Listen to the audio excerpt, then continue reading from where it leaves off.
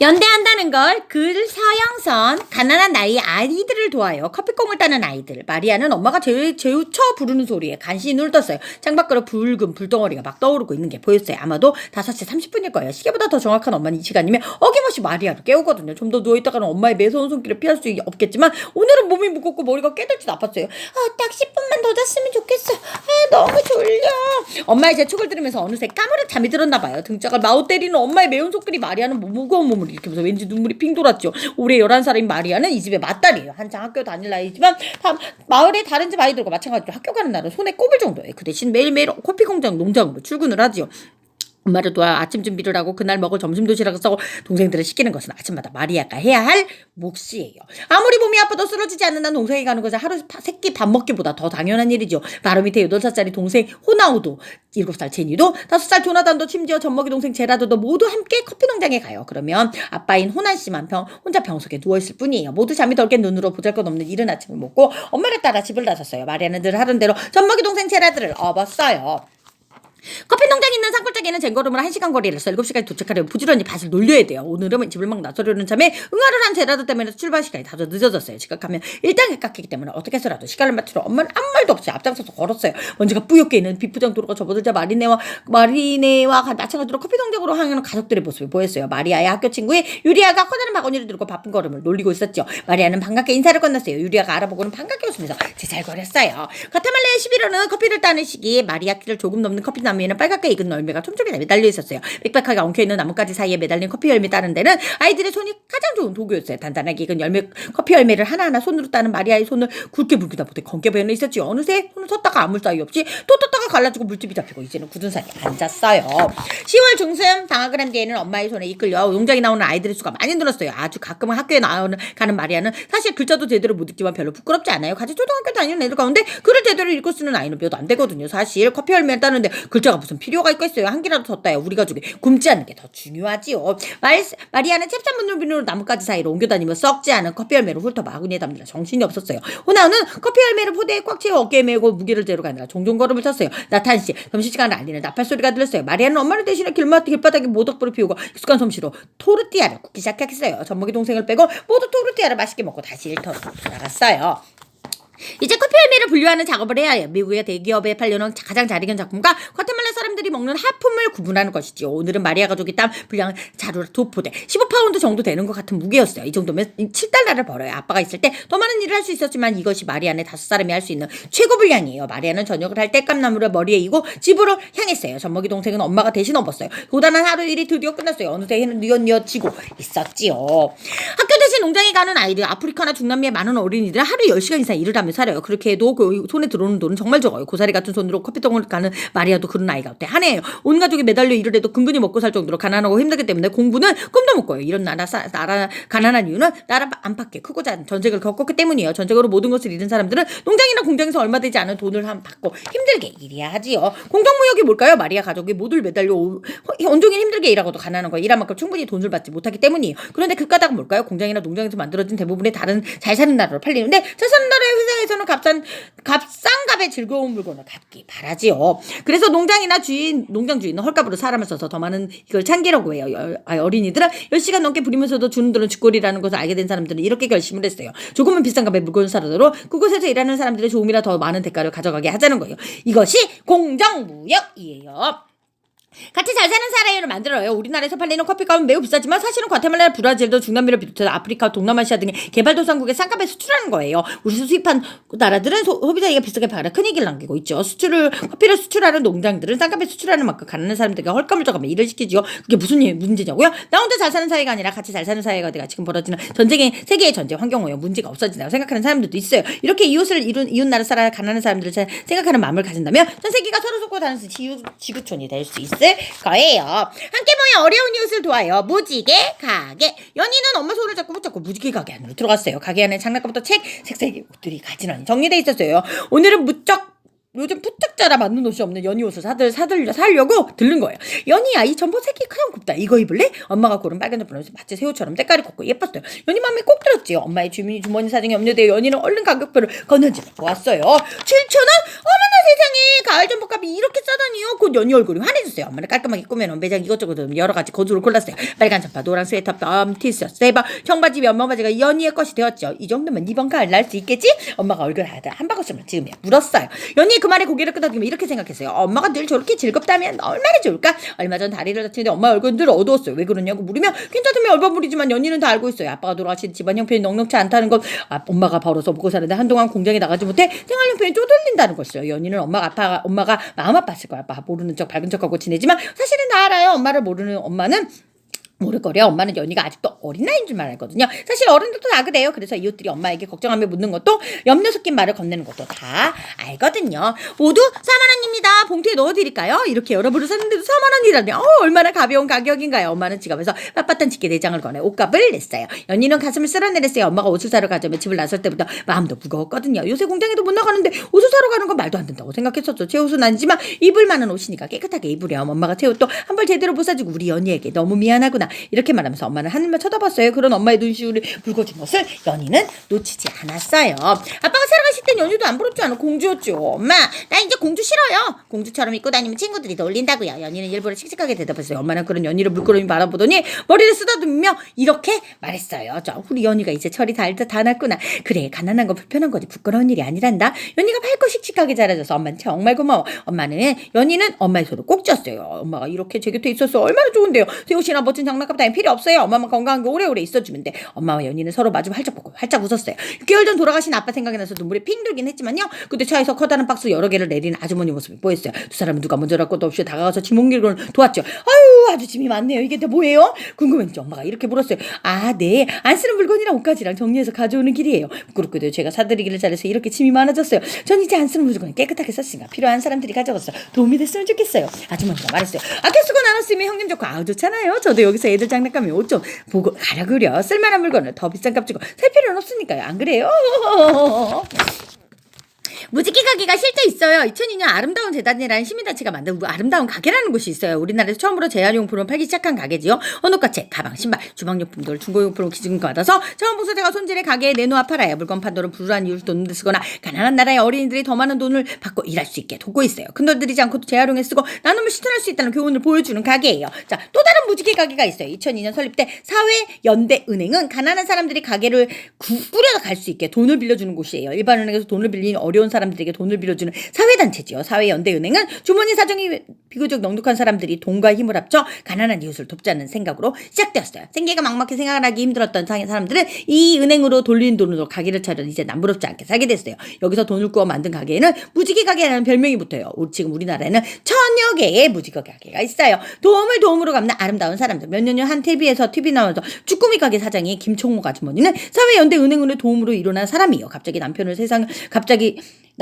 남편이 갑작스럽게 세상을 떠났는데 10여 년 동안 홀로 이렇게 새 아이를 키우던 아주머니 생활은 너무도 힘들었어요. 그러던지 2008년 사회연대은행으로 도움으로 인천에 쭈꾸미 가게를 열었는데 바지런한 데다가 음식 소식까지 좋아서 장사가 잘 됐어요. 쭈꾸미 프랜차이즈 가게 2, 3, 5점을 낸 만큼 인기를 끌었죠. 가장 어려울 때 사회연대은행을 도움으로 새3의 도움을 아주머니는 프랜차이즈로 번 돈을 사회연대은행에 기부하고 있어요. 도움으로 갚는 아름다운 사람의 모습이지요.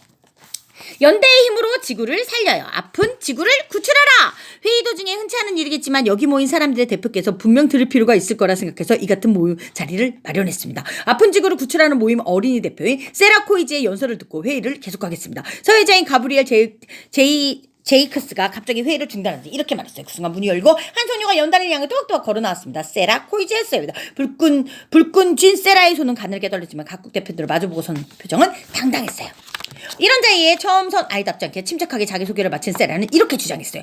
저는 어린아이일 뿐입니다. 그렇지만 저는 우리 모두 하나이며 하나의 목표를 향해 행동해야 한다는 걸 압니다. 저는 분노하지만 눈멀지는 않았습니다. 저는 세상을 향해 이렇게 말하고 싶습니다. 세라는 이글거리는 눈빛으로 사람들을 둘러보았어요. 우리는 너무 많은 쓰레기를 만들어내고 사고 버리는 행위를 되풀이하고 있습니다. 또 불필요하게 많은 것을 가지고 있으면서도 나누지 않습니다. 세라의 연설문은 구구절절 옳은 말이었고 걱정과 진심이 어려 있었어요. 저는 어린아이일 뿐입니다. 하지만 전쟁에 쓰이는 돈을 가난한 이들을 위해 쓰고 환경 문제를 해결하는 데 쓴다면 이 지구가 얼마나 멋진 곳으로 바뀔지 알고 있습니다. 여러분은 우리 미래의 우리를 위해 이 자리에 왔다는 것을 잊지 마십시오. 저희에게 깨끗한 환경을 물려주기 위해 최선을 다해주세요. 세라 연설이 끝났어요. 드문드문 박수를 치는 대표를 들었다 우레와 같은 박수소리가 뒤이었어요. 12살짜리가 침착하게 신심을 다하던지 한마디 한마디를 이기적인 어른들을 향한 꾸짖음이었지요.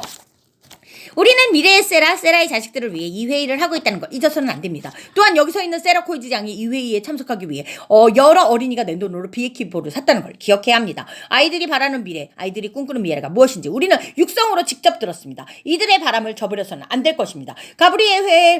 가브리엘의 말에 회의장이 찬물을 꼈는데 조용해졌어요. 아이들의 미래, 인류의 미래, 나아가서는 이 지구의 미래가 자신들의 어깨에 걸려있다는 책임감을 느낀 것이죠. 회의장에는 무거운 침묵이 흐르고 간간히 한숨소리도 들렸어요. 환경을 보존하고 지구의 생물을 보호해야 한다는 것에는 누구나 동의하지만 대표들은 자기 나라의 입장을 대변하는 역할을 맡은 것이기 때문이죠. 벌써 여러 해 전부터 이처럼 지구 환경을 지키기 위해 세계적인 회의를 열고 약속해야 한다는 주장이 나왔어요. 하지만 나라마다 입장이 다르서 이렇게 모이는 것만 해도 진짜 빼야 했죠. 못 사는 나라에서 이런 문제에 신경 쓰는 엄두를 못 내서 잘 사는 나라는 자기 나라의 이득을 탱이로 이런 일을 TIP를 미뤄왔죠. 이거에 원 세라의 말에 전적으로 동의하지만 나라 입장에는 그게 아니니 한 나라의 대표가 그 옆 사람에게 귓속말을 했어요. 그렇죠. 100번 말하면 뭐합니까? 환경을 지키자 경쟁을 울고 경쟁을 지키자 지구가 아파. 서로 수근대는 대표들의 동명삼전의 심지영이었어요. 여러 나라의 대표들과 시민단체들의 연설을 끝내자 가브리엘이 다시 연달에 온다했어요. 오늘 우리는 지구의 미래를 책임지는 막중한 임무를 띠고 이 자리에 모였습니다. 자기 나라의 이해득실만 따진다면 지구에는 내일이 안 올지도 모릅니다. 오늘 배우르게 먹으면 뭐 하겠습니까? 내일 살 곳이 없어지면 돈도 힘도 권력도 아무것도 아닙니다. 특히 힘 있는 나라가 모범을 보여야 됩니다. 앞장서서 약속을 하고 지키고 돈을 내야 합니다. 가브리엘은 강하게 자신의 주장을 펼쳤어요. 그러나 각 나라의 대표들은 난감한 표정을 지을 뿐이었어요. 곧 누가 옳으니 그르니 놓고 끝도 없는 신경전을 벌였어요. 자기 나라 이득을 포기하지 않는 버티는 몇몇 강대국의 모습도 보였어요. 결국 마라톤 회의 끝에 몇 가지 합의가 되었어요. 그러나 더 세세한 얘기는 다음 회의로 미뤄졌어요. 결국 지구를 살기 위해 온 세계가 힘을 모으고 연대하자는 12살 소년을 외치면 각 나라의 이유와 견제 속에서 길을 잃고 말았지요. 자, 지구온난화 방지에 약속을 했어요. 1992년 브라질 리우데자네이루에서 열린 국제회의 리우에서는 전 세계 185나라 정부 대표단이 모였어요. 이회는 지구환경 보전 문제를 논의하려고 열린 것이었죠. 회의에 참가한 나라들은 지구환경 보호를 노력할 것을 약속하고 지구온난화 방지 협약, 생물종 다양성 보존 협약 등 몇 가지 협약을 맺었어요. 이 같은 성과를 남겼음에도 몇몇 협약은 최대 강대국이 미국이 자기 이익을 포기하게 하지 않겠다며 거세게 반대하는 바람에 제대로 이루어지지 못해서 아쉬움을 남겼어요. 리우의 연설자로 나온 12살 소녀. 실제로 리우에서는 12살 먹은 캐나다 소녀 세번 스즈키가 연설을 했어요. 당시 애초 환경을 지키는 어린이 조직의 대표였던 스즈키는 어른들에게 일침을 놓는 연설문에 관심을 받았어요. 회의에 참가하기 위해 6,000마일을 비행했는데 그에 필요한 경비는 모금으로 모았어요. 어른들에게 미래의 주인이 아이들을 위해 살아가는 방식을 바꿔달라는 말을 하기 위해서였죠. 전쟁에 드는 돈을 환경 문제를 해결하는데 그리고 가난한 사람을 돕는 데 쓴다면 미래가 바뀔 것이라는 똑부러진 연설을 했답니다. 세계 어린이 환경회의도 열려 툰자 어린이 환경회의 유엔의 환경 전문 기구인 유엔 환경계획의 어린이 환경 국제회의예요. 환경 단체나 학교에서 활발하게 환경운동을 해온 전 세계 어린이들이 한데 모여 자신의 경험을 이야기하고 나중에 어떻게 일할 것인지 생각해보는 자리랍니다. 1995년 처음 열려 한 해 한 해 걸려 한 번씩 열리고 있어요. 2010년에는 우리나라에서 이 회의가 열리기도 했죠. 관심 있는 친구들은 아래 홈페이지로 들어가 보세요. 자, 소중이는 자고 나니 스타가 돼 있더라라는 말을 오늘 실감했어요. 희망초등학교 4학년 3반 15번 이소중 이름을 모르는 사람은 대한민국에서 간첩이라고 불릴 정도 있죠. 학교에 가면 소중이와 친하게 지내는 친구들이 몰려들어 인터넷에서 신문에서 잡지에서 라디오와 텔레비전에서 소중이는 모르면 안 될 이 시대의 아이콘이 되어 있었어요. 공부를 별로 좋아하지 않았던 엉뚱한 것을 좋아하는 소중이는 친구들과 이런 얘기를 나누고 있었어요. 나 우리 엄마 아빠가 어제 갑자기 그러는 거야. 엄마도 나도 동생 쉬는 날이었는데 엄마가 쉬는 날이 없다면서 쉬는 날을 만들어달라는 거야. 우리 엄마 정말 엉뚱하지 않아? 그 말 듣고 소중이는 갑자기 다른 생각이 떠올랐어. 엄마도 쉬는 날을 만들어주면 되지. 그럼 엄마한테 너만의 날을 만들어달라고 해봐. 나만의 날? 그게 뭔데? 내가 제일 싫은 게 뭔데? 나 학원 가는 거, 게임 어떻게 하는 거, 잔소리 듣는 거. 엄마들은 엄마가 하기 싫은 말을 이야기했어요. 엄마에게도 쉬는 날을 주고 너도 너만의 날을 갖게 해달라고 해. 소중이 명쾌했어요. 친구들과 헤어져서 돌아온 소중이는 이걸 UCC로 만들어서 올리자는 엉뚱한 생각을 한 거예요. UCC를 찍기 위해 아빠가 어딘가에 고이무시던 비디오 카메라를 꺼냈어요. 지난번 헬로윈데이 썼던 마기 모자를 쓰고 마이크를 들고 혼자 지원해 노래를 부르기 시작했어요. 희망초등학교 4학년 3반 15번 이서중. 나는 학원 가는 게 싫어. 매일같이 학원을 가야 해. 영어학원, 수학학원, 과학학원, 미술학원, 종합학원, 단과학원, 줄넘기과에 축구과에 수영, 학기도, 태권도. 아유, 아침부터 저녁까지 엄마들은 말을 해. 나를 위해 다니는 거라고 말했지만 만나는 나는 싫어. 학원이 싫어. 공부가 싫어. 하루라도 학원에 애 갔으면 좋겠어. 수요일은 학원 안 가는 날. 요! 따라해봐요. 수요일은 학원 안 가는 날. 요! 소중이는 가는 날이라는 제목으로 UCC를 인터넷에 올렸어요. 반응이 좋아 연달아 2탄, 3탄을 만들어 올렸어요. 2탄은 잔소리 없는 날이었고 3탄은 게임하는 날이었어요. 특히 초등학생들의 폭발적인 반응을 얻었고 점차 유명해져 하루에도 수십만 명이 보는 UCC가 됐어요. 어느 날 텔레비전 토론 프로그램에서 소중이를 패널로 초대했어요. 아이들의 권리라는 주제였죠. 소중이는 여자친구의 이야기이며 블로그에 올라온 이야기를 모두 읽고 토론 프로그램에 나왔어요. 어린들이 자기 권리를 보장한다고 말하는데 요즘 어린이 권리 진도사로 떠오른 이소중 군은 이에 대해 어떻게 생각합니까? 사회자의 말에 소중히 이렇게 되었습니다. 요즘 어린이들은 놀 시간이 없습니다. 학교 갔다 와서 학원 가야지. 그 다음에 씻고 숙제해야지. 동영상 강의 들어야지. 학원의 학생이 아니라 공부하는 기계였습니다. 오죽하면 어린이들이 학원 안 가는 날, 게임하는 날, 노는 날, 잔소리 없는 날 만들어달라고 했겠습니까? 엄마 아빠도 저희 같은 일정표대로 한번 딱 일주일만 보내보면 어떨까요? 직접 겪으면 사랑하는 자식들을 이렇게 내물지는 않을 거라 생각합니다. 프로그램 방송국에 나오는 어린이들이 환호성을 지르며 박수를 쳐서 소중이는 카메라를 뚫어지게 쳐다보며 이렇게 주장했어요. 저는 우리나라 부모님께 부탁합니다. 단 하루라도 학원 안 가는 날, 공부하라고 잔소리 않는 날 만들어주십시오. 그리고 우리 어린이들에게 이렇게 말하십니다. 우린 공부하는 기계가 아닙니다. 우리의 권리를 정당하게 요구합시다. 이렇게 해서 소중이 부모님은 여론에 밀려 소중이에게 잔소리 없는 날을 만들어줬어요. 옆집 경우는 학원 안 가는 날을, 뒷집 경우는 게임만 하는 날, 이렇게 아이들은 하나씩 자기가 원하는 날을 가지게 됐어요. 물론 이 모든 것을 소중이 혼자 이룬 것은 아니에요. 응원해준 친구들, 우리들 모두 뜻을 함께하고 서로 연대하려는 마음이 모아진 덕분이지요. 판문점에 나무숲을 만들어주세요. 어린이 식기 운동으로 유명한 이름의 어린이 환경운동가 조너선리, 한국 이름 이승민, 지난 2010년 북한을 방문했어요. 조너선리는 과일나무와 밤나무가 심어져 있고 아이들이 뛰어놀 수 있는 판문점 어린이 평화숲을 만들어달라고 북한 사람들에게 부탁했어요. 이미 미국과 한국, 중국의 대통령이 같은 부탁을 했지만 과연 조너선리의 바람이 받아들여졌을까요? 비록 남북한 사이에 긴장이 팽팽히 오시긴 하지만 그것이 어린이들이 마음껏 뛰어놀 수 있는 평화숲이 된다. 얼마나 좋을까요? 수백 명의 어린이들이 벌린 평화운동, 전쟁이나 내전이 벌어지면 가장 큰 희생을 당하는 게 어린이들이죠. 1996년 오랜 내전으로 폭력이 끊이지 않던 콜롬비아에서 어린이들이 제발 단 하루라도 폭력을 멈춰달라고 호소하는 편지를 보냈어요. 어린이들이 부탁한 날짜인 그해 10월 25일, 하루 동안 콜롬비아 어디에서도 총소리가 들리지 않았고 사람들이 모처럼 평화를 가슴 깊이 느낄 수 있었다고 해요. 그때부터 콜롬비아에서는 평화를 위한 어린이 운동이라는 단체가 생겼고 어린이 노벨상이라고 불리는 스웨덴의 어린이 인권을 위한 세계 어린이상 재단으로부터 명예상을 받기로 했답니다. 초등학생도 집회를 할 권리가 있어요. 2010년 국가인권위원회는 초등학생도 집회의 권리가 있다는 판결을 내렸어요. 그것은 2008년 서울의 한 초등학교에서 벌어진 비를 판단해달라는 요청이었죠. 그 학교의 교사 한 명이 서울시 교육청으로 해임되자 일부 어린이가 수업시간 전에 교문 앞에서 선생님을 빼앗지 말아주세요 시위를 했는데 어린이들의 피켓을 빼앗는 행동을 방해를 한 거예요. 국가인권위원회는 어린이들의 집회를 방해하는 것은 옳지 않다며 학생들의 손을 들어줬죠. 어린이들에게도 의사표현의 자유와 집회의 자유를 보장한다는 것이지요. 자, 이야기 끝!